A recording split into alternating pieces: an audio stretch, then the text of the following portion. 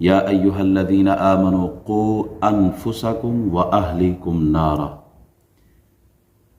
सदक़ल्लाहु मौलाना अल-अज़ीम व सदक़ रसूलुहुन नबियुल अमीनुल करीम व नहनु अला ज़ालिका लमिनश शाहिदीन व शाकिरीन वल्हम्दुलिल्लाहि रब्बिल आलमीन। तमाम तर खूबियाँ, तारीफ़, हम्द, सना वहदहु ला शरीक ज़ात के लिए है जो हमारा खालिक, मालिक, राज़िक है। दुरूद सलाम बेहिसाब उस हस्ती पर जो हम सब के आका व मौला है, रहमतल लिल आलमीन है, शफ़ीउल मुज़निबीन है, ख़ातमुन नबिय्यीन है, राहतुल आशिक़ीन है, रोज़े महशर हम सब की शफ़ाअत फरमाने वाले हैं। अल्लाह ताला के हुज़ूर दुआ गो हूँ मालिक व मौला, हमारा अव्वल वक्त में मस्जिद में आना, बैठना, सुनना, सुनाना अपनी पाक बारगाह में कबूल फरमाए। रमज़ानुल मुबारक का आज आखिरी जुमा है जिसे जुम्मतुल विदा कहते हैं। सबसे पहले तो हम अल्लाह का शुक्र अदा करते हैं कि उसने हमें इबादत की तौफीक बख्शी है। नमाज़ें पढ़ी हैं, रोज़े रखे हैं, तरावियाँ पढ़ी हैं, खैरात दी है, सदक़ात दिए हैं, अच्छे अमाल किए हैं, और ये सब कुछ मिन जानिबिल्लाह है। ये तौफीक अल्लाह की दी हुई है, इसमें हमारा कोई कमाल नहीं है। अल्लाह का फ़ज़ल था, उसकी रहमत थी, उसका करम था कि हम सर बसुजूद हुए। उसने हमें ये तौफीक बख्शी है कि हमने रोज़ा रखा। जो एक रोज़ा रखता है उसके और जहन्नम के दरमियान खंदक खोदी जाती है, एक खंदक खोदी जाती है, और उस खंदक की गहराई या जो फासला है वो कितना, ज़मीन और आसमान का फासला है। इतना फासला उस बंदे का जहन्नम से कर दिया जाता है एक रोज़ा रखने पर। तो जिसने पूरे रमज़ान के रोज़े रखे वो कितना दूर होगा जहन्नम से, और जिसने सारी ज़िंदगी रोज़े रखे हैं। एक और हदीस है, जो आदमी इखलास के साथ एक रोज़ा रखता है उसका चेहरा जहन्नम की आग से 70 साल की मुसाफत से दूर कर दिया जाता है। एक रोज़ा रखने पर अल्लाह इतना अजर अता फरमाता है। मन साम रमज़ान ईमाना व इहतिसाबन गुफ़िर लहु मा तक़द्दम मिन ज़ंबी। मन क़ाम लैलतुल क़द्र ईमाना व इहतिसाबन गुफ़िर लहु मा तक़द्दम मिन ज़ंबी। जो रमज़ान का रोज़ा रखे, जो लैलतुल क़द्र में इबादत करे, खड़ा रहे, अल्लाह को याद करे, तो वो ऐसा जैसे उसके पिछले सारे गुनाहों को अल्लाह माफ़ फरमा देता है। और एक रिवायत में यह है कि जो दिन का रोज़ा रखे, रात की तरावियाँ पढ़े, क़याम करे, वो ऐसे होता है जैसे जिस दिन उसे उसकी माँ ने जन्म दिया था। यानी गुनाह एक भी उसके दामन पे नहीं रहता। तो सबसे पहले तो हम अल्लाह का शुक्र अदा करते हैं कि अल्लाह ताला ने हमें ये तौफीक बख्शी है कि हमने रमज़ान के रोज़े रखे, रातों को क़याम किया। अल्लाह का लाख लाख शुक्र अदा करते हैं इस पर। आखिरी आशरा जो है रमज़ान का, ये निचोड़ है पूरे रमज़ान का। रहमतें, बरकतें, मग़फ़िरतें और लैलतुल क़द्र सब अल्लाह ताला अता फरमाता है। इस आशरे को इत्क़ु मिनन नार, जहन्नम से आज़ादी का आशरा है। जहन्नम से बचना कितना ज़रूरी है, वो असबाब इख्तियार करना कि जहन्नम से बच जाए कितना ज़रूरी है। रसूलुल्लाह सल्लल्लाहु अलैहि वसल्लम ने दुआएं सिखाई हैं। फरमाया जो 7 दफ़ा फजर के वक़्त, फजर पढ़ने के बाद ये दुआ मांगे, अल्लाहुम्मा अजिरना मिनन नार। दिन में वो फोत हो जाता है तो उसे जहन्नम से आज़ाद किया जाता है। जो मगरिब की नमाज पढ़ने के बाद 7 मरतबा अल्लाहुम्मा अजिरना मिनन नार पढ़े, रात को फोत हो जाए, कहा वो जहन्नम से छुटकारा पा चुका है। हुजूर ने हमें वैसे ही नहीं छोड़ा। आप अलैहिस्सलाम ने हमें सब कुछ बताया, सीधी राह दिखाई है, जहन्नम से बचने के रास्ते बताए हैं।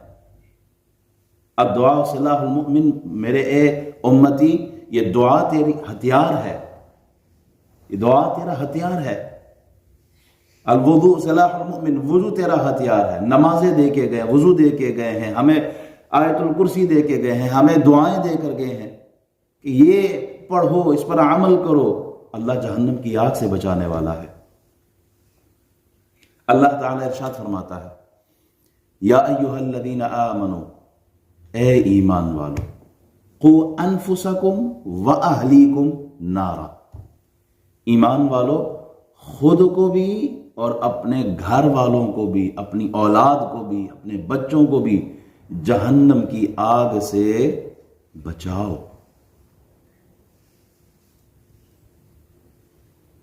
اللہ کا یہ حکم کتنا اہم ہے۔ ہم خود نمازی ہیں، خود پرہیزگار ہیں، خود متقی پارسا ہیں، خود کوشش کرتے ہیں کہ عبادت میں ہمارا وقت گزرے، لیکن دوسری طرف ہماری اولاد کہاں پر ہے؟ ہم خود تو نمازی بن گئے، ہماری اولاد کا کیا بنے گا؟ اللہ تو فرماتا ہے خود کو بھی بچاؤ اور اولاد کو بھی بچاؤ۔ خود تو اعتکاف میں بیٹھ گئے، پہلی صف کے نمازی بن گئے، حاجی پرہیزگار بن گئے، یہ تو بتاؤ تمہاری اولاد کہاں ہے؟ خود تو راتوں کو مسجد میں رہتے ہو، یہ بتاؤ تمہاری اولاد رات کہاں گزارتی ہے؟ خود تو دن کے نمازی ہو، مسجد میں بیٹھے ہو، لیکن یہ بتاؤ تمہارا بچہ دن کے وقت کہاں ہوتا ہے؟ یا ایھا الذین آمنوا قوا انفسکم واہلیکم، خود کو بچانے کی فکر ہے، اپنی اولاد کے بارے میں بھی سوچو۔ ہمیں تو ان کے لباس کی فکر ہوتی ہے، ان کے خوراک کی فکر ہوتی ہے، ان کی آسائشات کی فکر ہوتی ہے، ان کے موبائل کی فکر ہے، ان کے گیمز کی فکر ہوتی ہے، ان کو تحفہ دینے کی فکر ہوتی ہے، برتھ ڈے آئے گا تو کیا دیں گے، لیکن وہ تحفہ جو ان کی آخرت کا ہے، جس کے لیے اللہ جھنجھوڑتا ہے ایمان والوں کو، یاد رکھو خود کو بھی بچانا ہے اور اولاد کو بھی بچانا ہے۔ اولاد کو ہار چاہیے بیٹے کو گلے میں ڈالنے کے لیے، وہ تو لا کے دے گا، سونے کی چین لا کے دے دے گا۔ کانوں میں بوندیاں ہمارے لڑکے ڈالنے لگ گئے، وہ تو اس کی تو جو بھی حاجت ہو، خواہش ہو، وہ تو پوری ہو جاتی ہے۔ بچہ جیسے سٹائل بنائے بالوں کا بنائے، اس کی کوئی فکر نہیں۔ اس کی دین کی فکر کون کرے گا؟ پھر اس کی آخرت کی فکر کون کرے گا؟ اس کی دنیا کی فکر میں تو لگ گئے، آخرت کا کیا ہوگا؟ اللہ کا حکم کیا ہے کہ اپنی اولاد کی آخرت کی فکر کرے، اپنے آپ کو بھی جہنم کی آگ سے بچاؤ اور اپنی اولاد کو بھی بچاؤ۔ حضرت علی رضی اللہ تعالیٰ نے اس آیت کی تشریح فرماتے ہیں کہ اس سے مراد یہ کہ دو چیزیں، ایک تو اولاد کی تربیت کرو اور ایک اولاد کو دینی تعلیم دو۔ رسول اکرم صلی اللہ علیہ وسلم ارشاد فرماتے ہیں کہ تمہارا اپنی اولاد کو سب سے بہترین تحفہ دینا کیا ہے؟ اچھی تربیت، دینی تربیت، اسلامی ماحول۔ اپنی اولاد گھر سے شروع کرے۔ وَأَنذِرْ عَشِيرَتَكَ الْأَقْرَبِينَ، حضور علیہ السلام نے اپنے گھر سے شروع کیا ہے۔ وَأْمُرْ أَهْلَكَ بِالصَّلَاةِ وَاصْطَبِرْ عَلَيْهَا، نماز کا حکم دے اور آپ خود بھی اس پہ قائم رہے۔ لَا نَسْأَلُكَ رِزْقًا نَحْنُ نَرْزُقُكَ، ہم آپ سے رزق کا سوال نہیں کرتے کہ آپ رزق، بلکہ رازق تو میں ہوں، ہم روزی دینے والے ہیں۔ آپ غور کریں، اس آیت میں دو چیزیں ہیں، ایک ہے روزی کا ذکر، ایک ہے نماز کا ذکر۔ نماز اور روزی کا ذکر ایک ہی جگہ کیا ہے۔ ہوتا یہی ہے، اولاد کو نماز کا حکم دو، ساتھ ہی کہا کہ رزق تو میں دینے والا ہوں۔ اشارہ علماء یہ فرماتے ہیں کہ سارا دن خود روزی کے پیچھے پڑے ہو، اولاد کی تربیت کی کوئی فکر نہیں ہے۔ پورا دن مال کمانے میں لگے ہو، اولاد کی آخرت کی کوئی فکر نہیں ہے۔ سارا دن کام کاج میں اوور ٹائم لگا کے دنیا کمانے میں لگ گئے ہو، لیکن جس اولاد کی تربیت تمہارے اوپر فرض تھی، کلکم راع وکلکم مسئول عن رعیتہ، ہر ایک جو ہے وہ مسئول ہوگا، ذمہ دار ہے، ہر ایک ذمہ دار ہے، اور اس سے اس کے ماتحت کے بارے میں سوال ہوگا، اولاد کے بارے میں سوال ہوگا۔ خود کو تو جہنم کی آگ سے بچانا ہی بچانا ہے، ساتھ میں اولاد کو بھی جہنم کی آگ سے بچانا ہے۔ ان کی تربیت کون کرے گا؟ اولاد کو سیدھی راہ پر لگانے کے لیے ماں باپ کی اٹینشن بہت ضروری ہے۔ سارا دن آپ نے مال کمایا، پوری زندگی مال کمانے میں لگ گیا، آخر وقت بڑھاپا آیا، وہی اولاد اٹھا کے ماں باپ کو گھر سے باہر پھینک دیتی ہے، اولڈ ہوم بھیج دیتی ہے، آگے پیچھے بھیج دیتی ہے، ہم سے نہیں ہوتی ان کی خدمت۔ کیوں؟ اس لیے کہ تربیت کی نہیں تھی، مال کمانے میں تو لگ گئے، اولاد کی تربیت کون کرے گا؟ یہ تو دنیا کا حال ہے، پھر آخرت میں بھی یہی سوال ہوگا۔ تو اللہ فرماتا ہے اے ایمان والو، یا ایھا الذین آمنوا اتقوا اللہ، یا ایھا الذین آمنوا قوا انفسکم واہلیکم نارا، خود کو بھی جہنم کی آگ سے بچاؤ اور اپنی اولادوں کو بھی جہنم کی آگ سے بچاؤ۔ اولاد کی تربیت کریں، پھر اولاد پہ اثر بھی ہوگا۔ امام بخاری سے کسی نے پوچھا تھا نا، امام آپ کو یہ مرتبہ، یہ فضیلت، یہ مقام کیسے ملا؟ تو آپ نے فرمایا مجھے میری ماں نے یہ بتایا تھا کہ بیٹا میں نے تجھے کبھی بغیر وضو کے دودھ نہیں پلایا۔ امام بخاری نے کیا جواب دیا؟ بیٹا میں نے کبھی تجھے بغیر وضو کے دودھ نہیں پلایا۔ اس کا اثر یہ ہوا کہ پھر امام صبح قیامت تک ان کا نام زندہ رہا۔ اور ایک روایت میں پڑھتا رہا، ایک عورت حاملہ تھی اور اس نے پڑوس کے گھر سے چوری کی، اس کا وہی بیٹا جو اس کے حمل سے تھا، جس سے یہ حمل سے تھی، وہ بڑے ہو کے چور بنا ہے۔ تو کہنا یہ چاہ رہا ہوں، ماں باپ کا اثر ہوتا ہے اولاد پر۔ اگر آپ اچھی تربیت کریں گے تو اولاد پھر عابد، زاہد، متقی، پارسا، نیک وقار بنیں گے۔ اور اگر اولاد پر آپ نے توجہ نہ کی اور ان کی تربیت نہ کی، دینی تعلیم نہ دی، تو پھر دنیا میں بھی مصیبت ہے اور آخرت میں تو ہے ہی پکڑ۔ پھر احباب، حقیقی کامیابی کیا ہے؟ اللہ تعالیٰ نے قرآن مجید سورہ آل عمران میں ارشاد فرمایا، کل نفس ذائقۃ الموت سے شروع کیا۔ ہر ذی روح نے دنیا سے چلے جانا ہے، ہر بندے نے دنیا سے جانا ہے۔ وَإِنَّمَا تُوَفَّوْنَ أُجُورَكُمْ يَوْمَ الْقِيَامَةِ، آخرت میں بدلے ملیں گے۔ جو اچھے کام کرے گا اسے اچھا بدلہ ملے گا، جس نے برے اعمال کیے ہوں گے وہ سزا کی طرف بڑھے گا۔ پھر فرمایا فَمَنْ زُحْزِحَ عَنِ النَّارِ وَأُدْخِلَ الْجَنَّةَ، فَمَنْ زُحْزِحَ عَنِ النَّارِ وَأُدْخِلَ الْجَنَّةَ فَقَدْ فَازَ۔ حقیقی کامیابی کیا ہے؟ ہماری نظر میں تو کامیابی دنیا بنانا ہے، گھر بار بنانا ہے، کاروبار سیٹ کرنا، بزنس سیٹ ہو، کوٹھی بنگلہ، بینک بیلنس سب کچھ ہو، ہم کامیاب لوگ ہیں۔ یہ کامیابی شریعت کی نظر میں نہیں ہے۔ جھونپڑی میں بندہ رہتا ہو لیکن اس کی آخرت کامیاب ہو، وہ آدمی کامیاب ہے۔ دنیا کی ناکامی، آخرت کی کامیابی، تو پھر یہ دنیا کی ناکامی نہیں ہے۔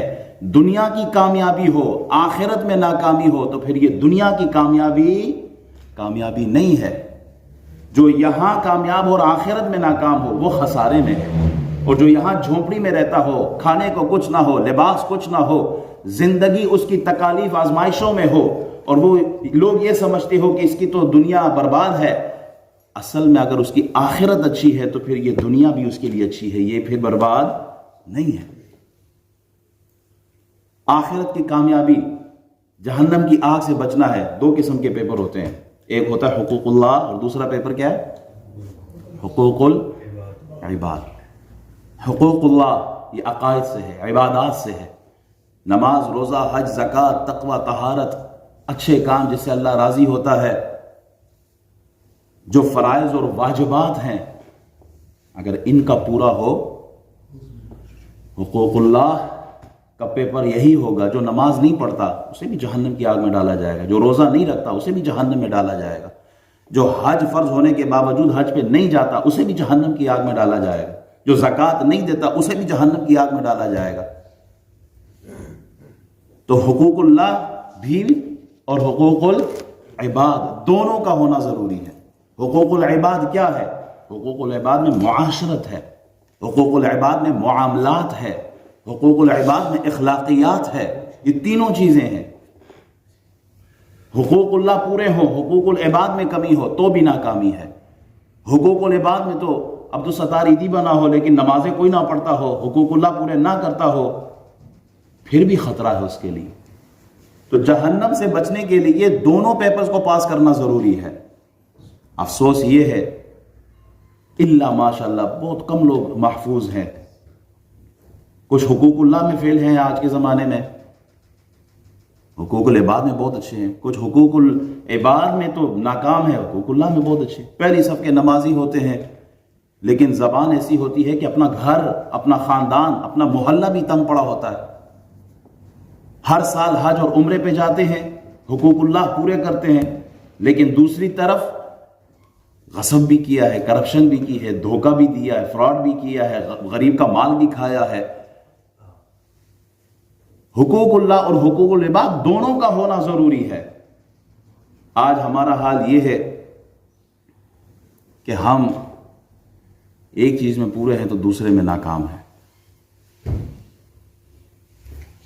حقوق العباد، اس میں بھی ہمیں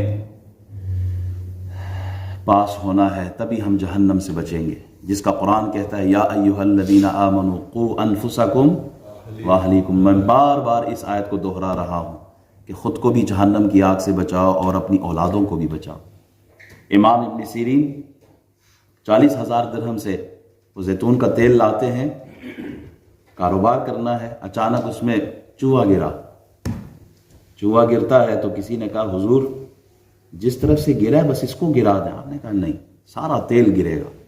میں کسی مومن مسلمان کو ایسا تیل نہیں دے سکتا جس میں چوہا مرا ہوا ہو۔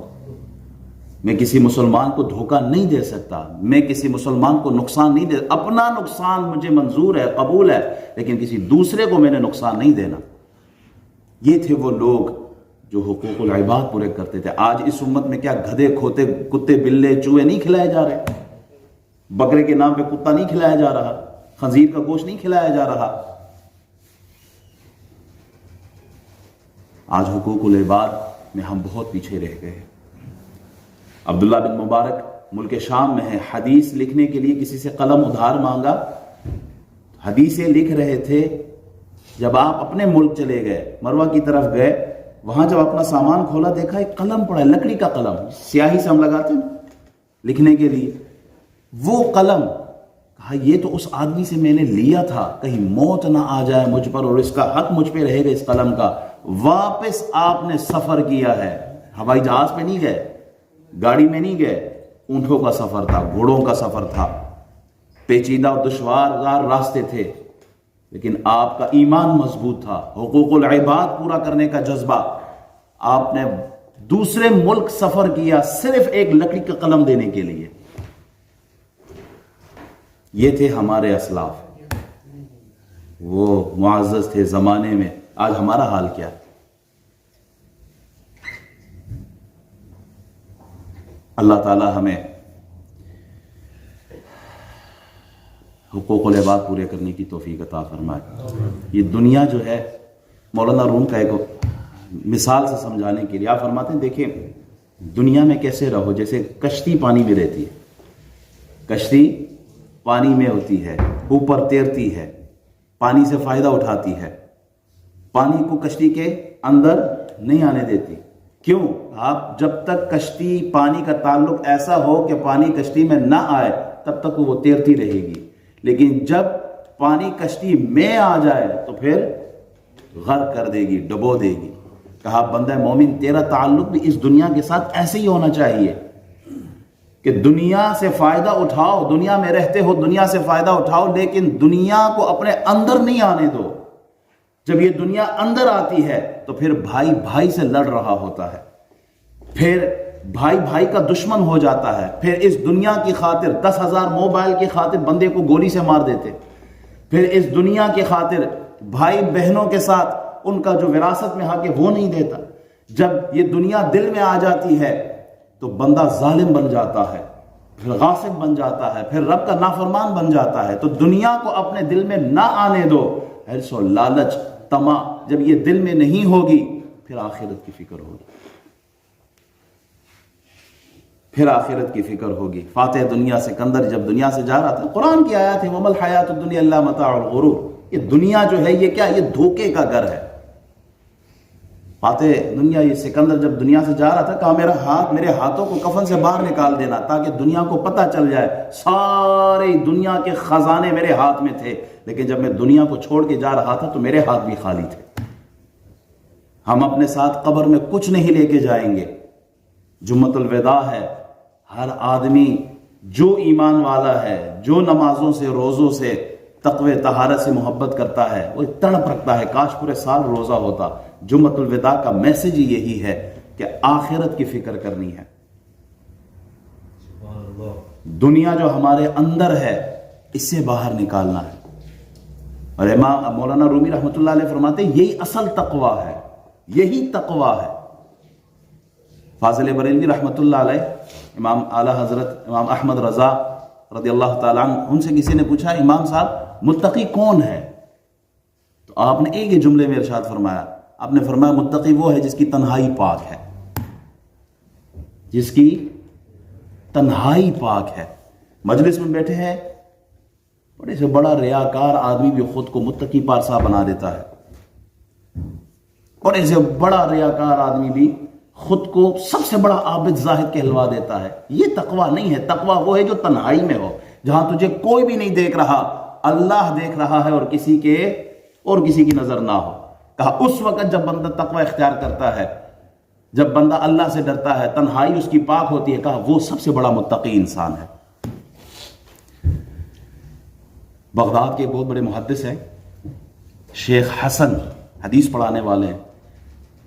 کلاس میں شاگرد موجود ہیں، نماز پڑھاتے ہیں. نماز پڑھانے کے بعد ہاتھ اٹھاتے ہیں، اللہ میرے شہر کے تاجر کی دونوں بیویوں کی مغفرت فرما. ایک دن دعا، دوسرے دن دعا، تیسرے دن ہر دعا اللہ میرے شہر کے تاجر کی دونوں بیویوں کی مغفرت فرما. اللہ یہ کیا استاد جی، یہ کیا مسئلہ ہے؟ اب ہر نماز میں یہی دعا مانگتے ہو، وہ تاجر کی بیویوں کا کیا مسئلہ بتائے نا ہمیں ذرا. تو آپ نے فرمایا میرے شہر کا ایک تاجر تھا، وہ شخص شام سے جاتا تھا، بغداد سے جاتا تھا، شام کی طرف سفر کرتا تھا. شام جا کر اس نے وہاں، چونکہ وہ بزنس تھا اس کا، آنا جانا تھا، اس نے اسی شہر میں شادی کر لی، کسی کو بتایا نہیں، شادی وہیں کر لی. اب سفر میں ہوں، تجارت کرنا ہے، آنا ہے اس ملک، بار بار آنا ہے، تو وہیں بجائے مسافر کے گھر ہی میرا اپنا ہو، وہاں رہنے لگا بیوی کے ساتھ. جب پلٹ کے اپنے گھر آتا تھا، ایک بار اس کی بیوی نے دیکھ لیا کہ دال میں کچھ تو کالا ہے. حضرت صاحب کے کپڑے بھی دھلے ہوئے ہوتے ہیں، حضرت صاحب جب آتے ہیں تو اب کا ماحول بدلا ہوا ہے. تو اپنے غلام کو کہا ذرا جاسوسی کرنے جاؤ، پتہ کرو کیا معاملہ ہے. غلام گیا ساتھ اس ٹرپ میں، تو دیکھا کہ وہ تاجر جو ہے اس کی ایک اور بیوی بھی ہے وہاں. پلٹ کے جب آتے ہیں تو اپنی مالکن کو کہتے ہیں کہ انہوں نے تو دوسری شادی بھی کر لی ہے. تو بڑی باوفا حیادار عورت تھی. اس عورت نے کہا ٹھیک ہے، میں نے پوچھنا ہے. اس ٹرپ میں وہ تاجر بیمار ہو گیا تھا، اور اللہ کا کرنا ایسا کہ اس کی ڈیتھ ہو گئی. یہ پوچھ بھی نہ سکی. عدت گزارنے کے بعد یہ عورت ترکے کا دوسرا حصہ لے کے کہ اس بیوی کا بھی حق ہے اس بندے کا، اس بندے کے وراثت میں سے اس عورت کا بھی حق ہے. تو یہ حق لے کے اس ملک چلی گئی. وہاں اس عورت سے ملاقات ہوئی. کہا کسی کو نہیں پتا سوائے اللہ کے اور میرے اور اس غلام کے. مجھے پتا ہے کہ تیرا حق ہے، اسی لیے میں تیرا حصہ لائی ہوں یہاں پر. اس اگلی عورت نے بھی جواب دیا، کہا میں بھی اسی اللہ کی بندی ہوں، میں بھی اسی سے ڈرتی ہوں. جب وہ مریض تھے تو طبیبوں نے کہہ دیا تھا کہ یہ تیرا آخری سفر ہی ہوگا، مرض آخری سٹیج پر ہے. تو جانے سے پہلے اس بندے نے، اس تاجر نے مجھے طلاق بھی دی، مجھے یہ گھر بھی دیا، مال و دولت بھی دی، اور کہا کسی سے شادی کر لینا. تو اب یہ جو حصہ آپ لائی ہو اس میں میرا کوئی حصہ نہیں ہے، مجھے تو میرا حصہ وہ دے چکے ہیں، میری تو شادی بھی ہو چکی ہے. اب تو مجھے بھی طلاق دیتے ہوئے کسی نے نہیں دیکھا، صرف اللہ جانتا تھا. مال میں غصب کر سکتی تھی، مال لے سکتی تھی، دھوکہ دے سکتی تھی، لیکن نہیں، میں اللہ سے ڈرتی ہوں. تو شیخ حسن وہ ہاتھ اٹھا کے کہتے ہیں مالک تقوی تو میرا بھی ہے، لیکن ان دو عورتوں نے بہت کچھ سکھا دیا ہے. باقی کوئی دیکھے یا نہ دیکھے، علم یعلم بان اللہ یرا. سی سی ٹی وی کیمرے موجود ہو تو ہم جرم کرتے ہوئے گھبراتے ہیں. کیمرہ لگا ہو، سپیڈ سے گاڑی بھی نہیں چلاتے، گاڑی کی سپیڈ بھی ہم کم کر دیتے ہیں کہ کہیں ٹکٹ ہی نہ آ جائے، کوئی مسئلہ نہ بن جائے. لیکن ایک ایسا کیمرہ لگا ہوا ہے جو ایک ہماری ایک حرکت کو ریکارڈ کیا جا رہا ہے. کرامن کاتبین یعلمون ما تفعلون. تمہارا ایک عمل ریکارڈ کیا جا رہا ہے، اور پھر اللہ خود دیکھ رہا ہے. تقوی یہ ہے کہ اللہ سے ڈرا جائے، کسی کا حق نہ مارا جائے، کسی پہ ظلم نہ کیا جائے. جہاں ہم سجدے کرتے ہیں، نمازیں پڑھتے ہیں، روزے رکھتے ہیں، وہاں حقوق العباد بھی ادا کریں. اپنی اولاد کی فکر کریں، اپنے گھر والوں کی فکر کریں. یہ جمعۃ الوداع کا پیغام آج یہی ہے کہ جہاں خود متقی بنے، اپنی اولادوں کو بھی عبادت کی طرف لائیں، اپنی اولادوں کی بھی فکر کریں. اور دوسری طرف جہاں آپ اعتکاف میں بیٹھے ہوتے ہیں، روزے رکھتے ہیں، قرآن کی تلاوت کرتے ہیں، وہاں اپنی زبان کا خیال رکھیں کہ کسی کی دل آزاری نہ ہو، حقوق العباد میں کمی نہ ہو، کسی کا حق آپ کے اوپر نہ آئے. اگر ایسا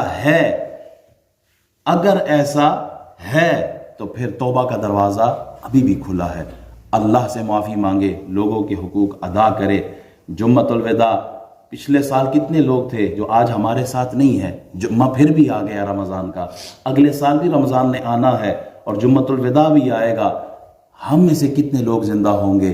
تو یہ خوش نصیبی ہماری ہے کہ ہم ابھی بھی زندہ ہیں، سانسیں چل رہی ہیں. اگر کوئی عمل ایسا ہوا ہے کہ جو رب کی نافرمانی کا ہے، رمضان کے دن ابھی بھی چل رہے ہیں، اللہ کے حضور سر سجدے میں رکھے، وہ معاف کرنے والا ہے. نبئ عبادی انی انا الغفور الرحیم، میرے بندوں کو بتاؤ میں تو بہت غفور ہوں، میں بہت رحیم ہوں. یا ایھا الانسان ما غرک بربک الکریم، انسان تجھے کس چیز نے دھوکے میں ڈالا ہے، رب سے کیوں دور ہے. ففروا الی اللہ، دوڑ اللہ کی طرف، دوڑ اللہ کی طرف. ویسے بھی اگر تو نہیں بھی آئے گا تو انا للہ و انا الیہ راجعون پڑھ کے تجھے لوگ بھیجیں گے قبر کی طرف. تو اس سے پہلے کہ 4 بندے کندھے پہ اٹھا کے لائے، خود آ جاؤ مسجدوں کی طرف، خود دوڑتے ہوئے جاؤ ان اعمال کی طرف جن سے رب راضی ہوتا ہے.